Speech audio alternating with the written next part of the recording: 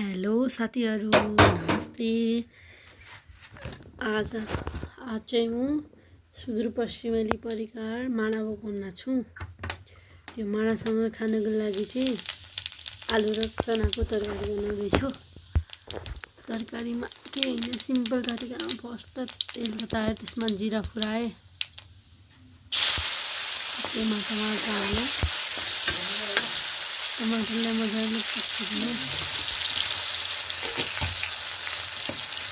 लगाउने सबै मसला जिरो धनिया मसाला पाउडर हल्दी पाउडर नुन हालेर टमाटरलाई गलाउनु सुन्दै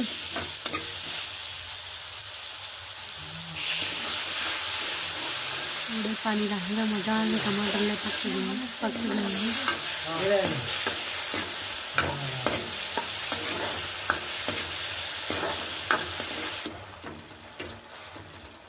मजाले राख्दा मस्त ग्रेभी बनाउँछु। अब काटेको आलु र सेतो चनालाई राख्ने।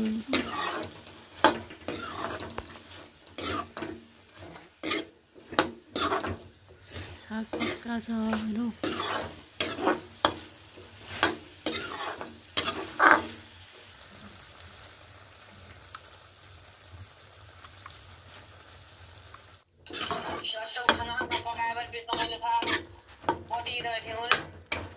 तरकारी पाकेर भइसक्यो साथीहरू।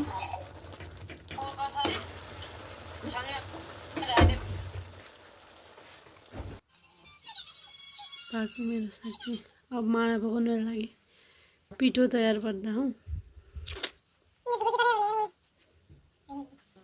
आफूलाई चाहिए अनुसारको धुलो राखेर त्यसलाई मजाले मोलेर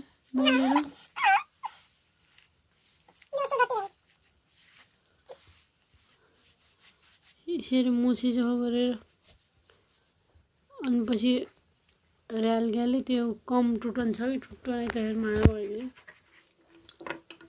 तर म कहिले माडा पकाउनु भयो क्या, फर्स्ट पिठोलाई मजाले गरेर अनि मात्र पातलो बनाउँछु। एक्कासी सिधै पानी हालेर पातलो बनाइया त त्यो टुटन्छ कि माडा। मेरो पिठो पनि रेडी भइसक्यो। अब घिउ हालेर मजाले माडा पकाउने।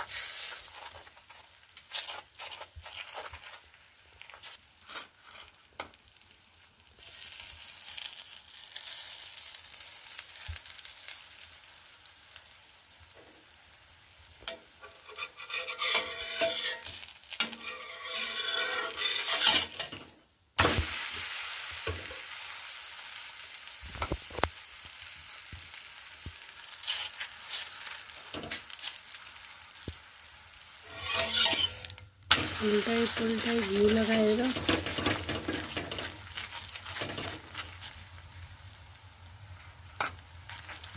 मेरो बाजुले त मस्त 2-3 पानी कति कत्ताले पकाउँथे माडा र हाम त यसै एकैमा पनि पुरै क्रिस्पी चाहिन्छ हाम्रो वडालाई त।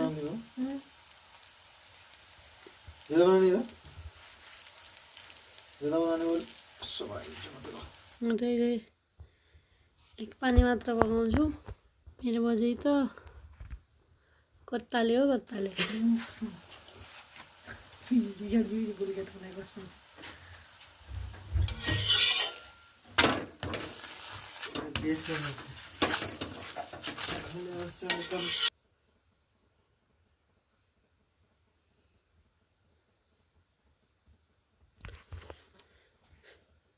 ग्यास बढी गरेर पूरा त्यो नज्जी मात्र हो यहाँ पाकेन जब ग्यास कम भरि गरेर मजाले पकाउने साथीहरू यसले चाहिँ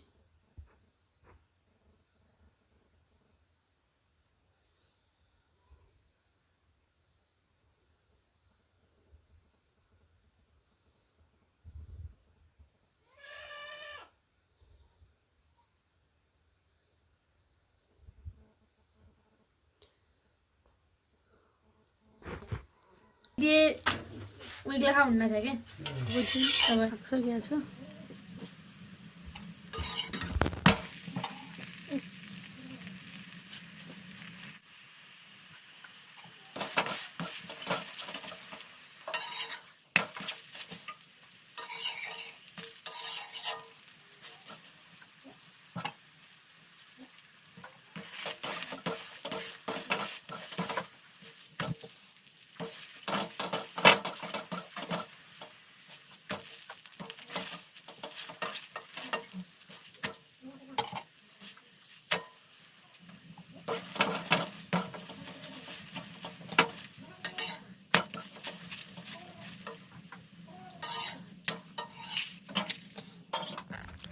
ल साथीहरू मेरो चाहिँ पाकेर रेडी भइसक्यो ल मैले चाहिँ खाएँ है मिठो भात